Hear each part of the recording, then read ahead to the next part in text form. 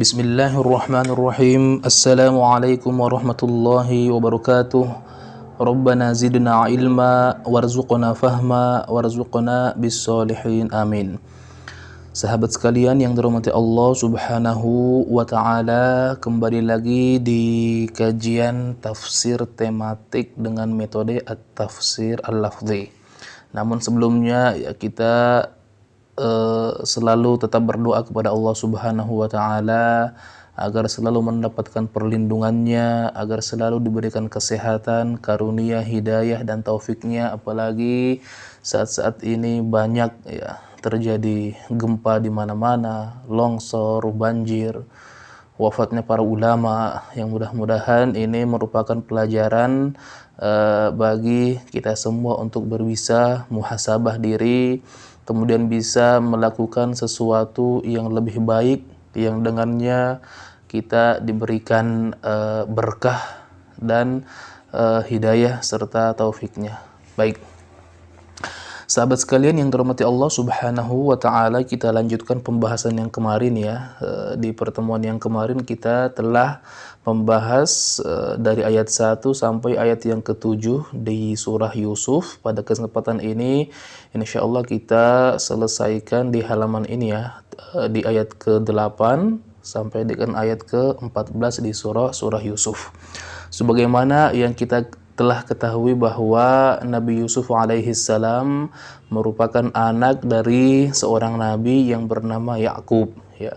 Jadi Nabi Yakub alaihi salam itu menikah dengan dua orang wanita yang saudara kandung ya. Yang pertama namanya Lia, mempunyai adik yang bernama Rahel ya. Kalau dikisahkan dalam beberapa riwayat, memang sebenarnya Yakub ini tertarik pada Rahel yang memang memiliki paras yang sangat cantik. Namun juga kebiasaan yang memang dari zaman dahulu bahwa tidak etis ya seorang wanita menikah atau menikah namun memiliki kakak yang belum menikah, artinya melangkahin kakaknya. Dan ini pun hingga zaman ini, hingga saat ini hal tersebut kadang masih ada ya. Jadi tidak sebaiknya yang nikah kakaknya dulu, setelah itu baru adiknya. Itulah yang terjadi di zaman Yakub alaihissalam. Tidak diperbolehkan nikah dengan adiknya dahulu, oleh karena itu diperintahkan untuk nikah dengan kakaknya yang bernama Lia. Kemudian setelah beberapa saat barulah diperbolehkan untuk nikah dengan adiknya yaitu Rahel.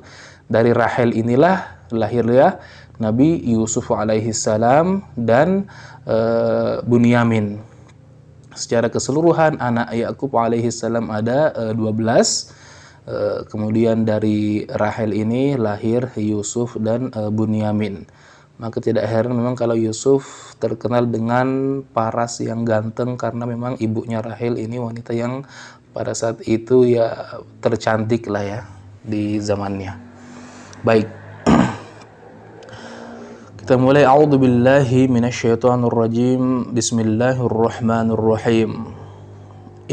Ketika qalu, mereka berkata, yaitu saudara-saudara Yusuf ya, terutama saudara seayah ya, karena Yusuf memiliki saudara seayah yaitu ada 10 orang ataupun saudara kandung hanya satu, Bunyamin. Jadi seluruhnya ada 12. Ketika qalu, mereka berkata, saudara-saudara Yusuf berkata, la sungguh Yusuf, la Yusuf sungguh Yusuf, wa dan akhu saudarahunya, wa akhuhu dan saudaranya. Yang dimaksudkan di sini adalah saudara kandung Yusuf seayah dan seibu, artinya Bunyamin.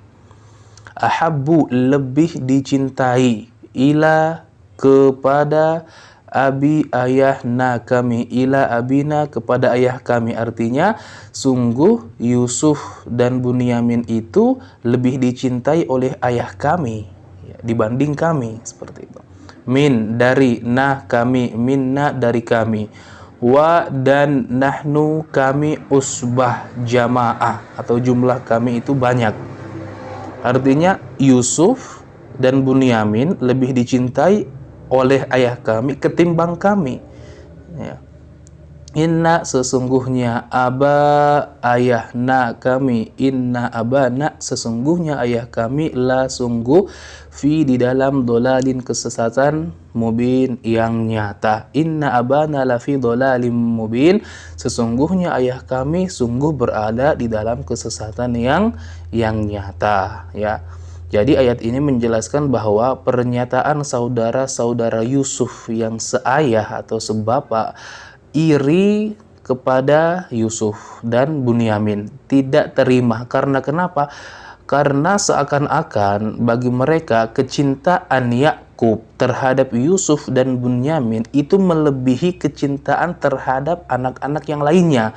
Hal inilah yang membuat mereka itu iri kepada Yusuf dan mengatakan bahwa sesungguhnya ayah kami berada di dalam kesesatan yang nyata. Nah, maka mereka mengatakan uqtulu, bunuhlah Yusuf atau itrahu, asingkanlah hu-nya, awitrahuhu au asingkanlah dia, ardon, suatu tempat, asingkanlah dia ke suatu tempat yang asing.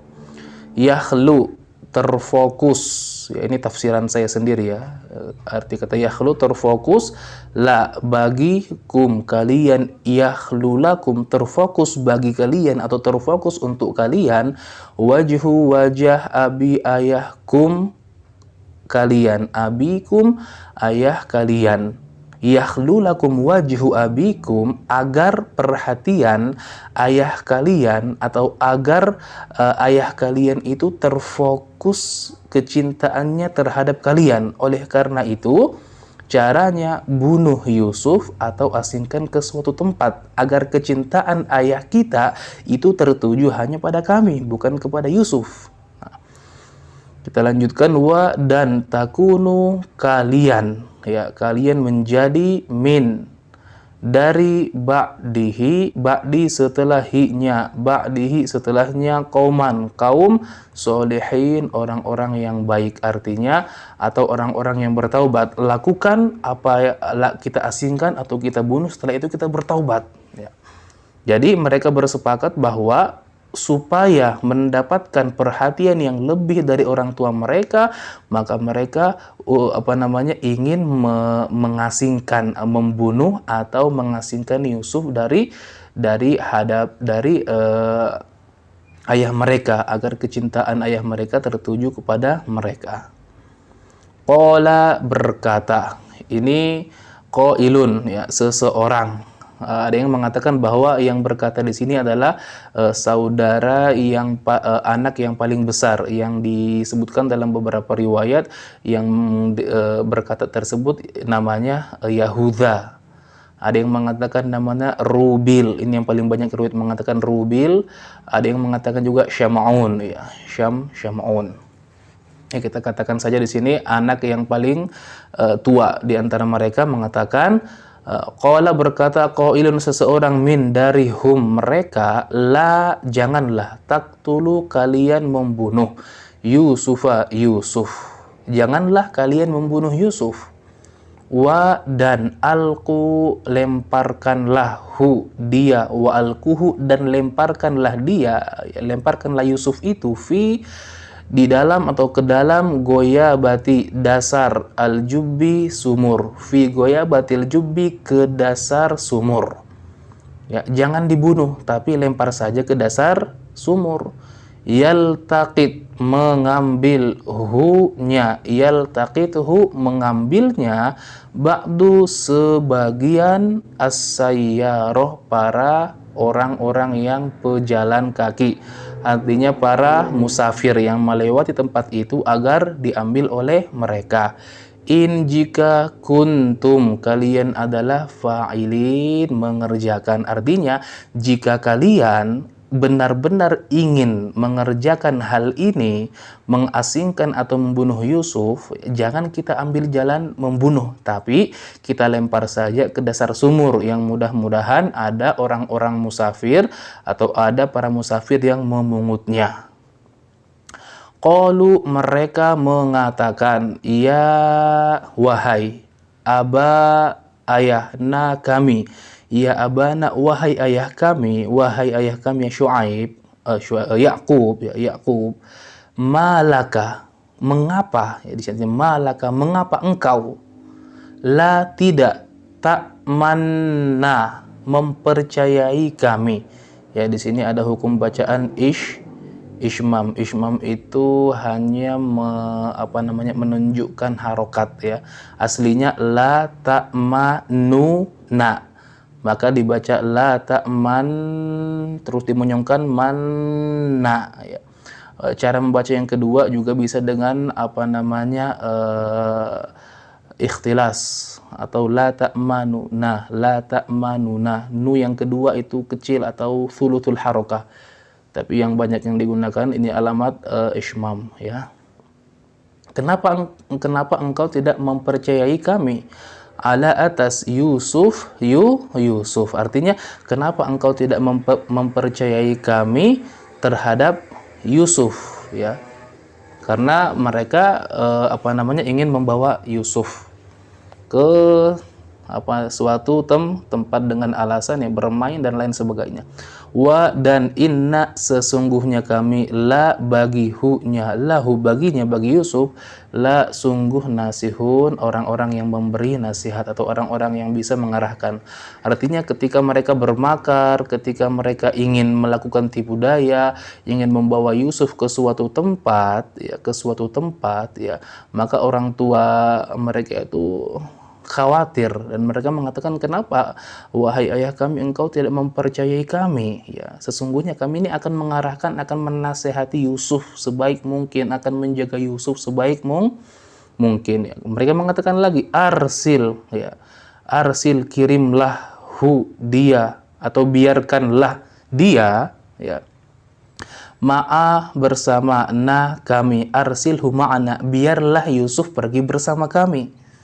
Godan besok yarta agar berdapat bersenang-senang, wa dan yal'ab agar dapat bermain, wa dan inna sesungguhnya kami la bagi hunya la sungguh hafidun orang-orang yang menjaga. Arsilhu ma'ana godai yarta wa yal'ab wa inna lahu lahafidun. Wahai ayah kami biarkanlah Yusuf bersama kami esok hari, agar dia dapat bersenang-senang bersama kami, agar dia dapat bermain-main bersama kami, dan sesungguhnya kami itu akan menjaga mereka. Nah, kemudian apa yang dikatakan oleh mereka? Qala berkata Yakub, ini sesungguhnya aku la sungguh yahzununi, aku sangat menyedihkan, aku sangat mengkhawatirkan ya, keberadaan Yusuf bersama kalian di tempat yang aku tidak bersamanya itu sangat mengkhawatirkan aku. An di sini sebenarnya kalau an sendiri nggak ada artinya ya, dia harus bersandar dengan yang lain. Antadhabu kalian pergi, bi dengan hi-nya, antadhabu bihi kalian pergi dengannya, dengan Yusuf.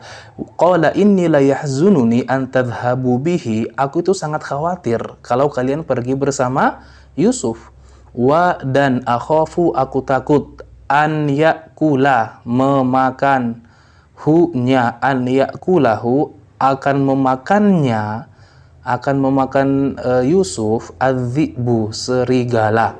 Wa dan antum kalian an dari hu-nya, anhu darinya dari Yusuf, ghafilun orang-orang yang lengah. Artinya kalian akan pergi, kalau kalian pergi bersama Yusuf aku sangat khawatir nanti kalian itu tidak memperhatikan, tidak menjaga Yusuf sampai akhirnya nanti Yusuf akan dimakan oleh serigala dan kalian tidak memperhatikan hal-hal tersebut. Hal itu yang terbenak dalam pikiranku dan aku khawatir terhadap hal-hal tersebut. Ini kata Yakub alaihissalam kepada mereka.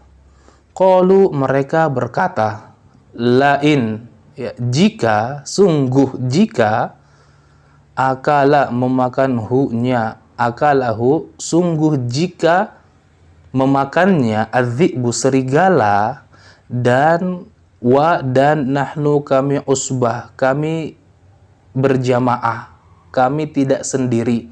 Kami beberapa orang ya, usbah ya, mereka memang jumlahnya 10 orang ya, selain daripada Bunyamin ya. Usbah jamaah, inna sesungguhnya kami idzal la khasirun, sungguh orang-orang yang merugi. Artinya kalau sampai serigala itu dapat memakan Yusuf padahal kami ini berjamaah tidak sendirian, maka itu kami termasuk orang-orang yang merugi. Artinya kami akan menjaga Yusuf dengan sebaik mungkin dan hal itu tidak akan terjadi ya. Ini kata mereka untuk meyakinkan ayah mereka Yakub alaihissalam agar memberikan izin untuk mereka membawa Yusuf. Padahal mereka memiliki tipu daya, memiliki makar, merencanakan sesuatu yang memang hal tersebut memang sudah dikhawatirkan oleh ayahnya, oleh Yakub alaihissalam. Jadi sahabat sekalian yang dirahmati Allah Subhanahu wa taala, memang dalam ayat ini ya, memang ini nanti kita harus selesaikan sampai akhir ya, biar lebih sistematis ya. Jadi ketika mereka itu merasa iri terhadap Yusuf, karena kenapa kok kelihatannya ayah kami itu kecintaannya, perhatiannya kepada Yusuf itu lebih daripada kami. Jadi dapat kita ambil faidah di sini bahwa seorang ayah ataupun orang tua, seorang ibu jangan membeda-bedakan kasih sayang terhadap anak. Artinya berbuatlah adil ya, berbuatlah adil dalam mencintai mereka ya. Juga dipahami oleh seorang anak itu, kalau memang orang tua kita mau mencintai kita, maka taatilah orang tua kita, jangan bandel. Kemudian maka mereka di sini bermakar ya, merencanakan sesuatu, ya udah kita bunuh saja Yusuf atau kita asingkan ke suatu tempat agar ayah kita itu perhatiannya terfokus ke kita karena Yusuf telah tiada ya. Kemudian di ayat ke-10 ini dijelaskan bahwa salah seorang di antara mereka yang disebutkan yaitu anak sulung, anak yang paling besar, mengatakan kita nggak usah bunuh Yusuf, kita lempar saja, kita taruh saja di dasar sumur agar nanti ada orang-orang yang lewat di sumur itu, ada para musafir yang yang mengambil Yusuf, yang memungut Yusuf. Dikisahkan dalam riwayat bahwa ketika mereka melempar Yusuf ke dasar laut, itu ternyata di dasar sumur, di sumur itu ada batu di tengahnya yang nantinya Yusuf berdiri ataupun bertahan di batu tersebut dan tidak tenggelam. Baik, kemudian di sini ketika mereka ingin meminta izin ya, ingin bepergi ya, disebutkan juga pergi untuk berburu ya, alasan untuk berburu dan mengajak Yusuf agar nantinya Yusuf bisa bermain, bisa bersenang-senang bersama kami, padahal niat buruk mereka ingin menyengsarakan Yusuf, dan mereka meyakinkan kepada ayah mereka bahwa kami ini akan menjaga, kami ini akan tidak membiarkan Yusuf begitu saja. Namun ada kekhawatiran dari orang tua mereka ya, ini memang orang tua memiliki perasaan atau firasat yang begitu tajam ya terhadap anak-anak mereka, atau yang disebut dengan kontak batin ya, ataupun yang lain sebagainya. Baik. Dan dari secara global daripada kisah ini ya, kita nanti sampai Yusuf menjadi raja ya, ini dari kecil kemudian dimusuhi oleh para saudara-saudaranya, nanti sampai akhirnya bertemu dengan menteri, dengan istri menteri, dan sampai akhirnya menjadi raja. Ini kita baru sampai di ayat 14. Jadi tadi sudah saya sampaikan faedah-faedah yang mungkin kita bisa ambil bahwa memang iri ataupun hasad itu memang bisa jadi timbul dari orang-orang yang terdekat, ya, orang-orang yang terdekat dari kita, bahkan saudara kandung kita. Kemudian hal yang harus diperhatikan untuk membagi ataupun mencintai anak-anak kita, ya, mencintai mereka dengan jangan menampakkan bahwa seakan-akan cinta kita terhadap sebagian mereka itu lebih, ya, yang membuat sebagian mereka itu iri kepada yang lainnya. Baik, kemudian juga seorang anak kalau memang mau dicintai oleh orang tuanya, maka taat, maka turut, jangan neko-neko, jangan macam-macam. Baik, mungkin ini yang dapat kita bahas sama-sama, ya. Nanti setelahnya kita akan lanjutkan dari ayat 15 sampai akhir surah, dan nanti saya akan simpulkan dari awal sampai akhir dalam bentuk cerita singkat agar lubul maudhu ataupun esensi daripada surah Yusuf ini dapat kita pahami dengan baik dalam bentuk cerita yang saya akan rangkai dari sistematis sistematika ayat ini. Baik. Jazakumullahu khaira wa barakallahu fikum. Nakhtatim bidu'ai kafaratul majlis. Subhanakallahumma rabbana wa bihamdika nashhadu an la ilaha illa anta wa nastaghfiruka wa natubu ilaih. Wassalamu alaikum warahmatullahi wabarakatuh.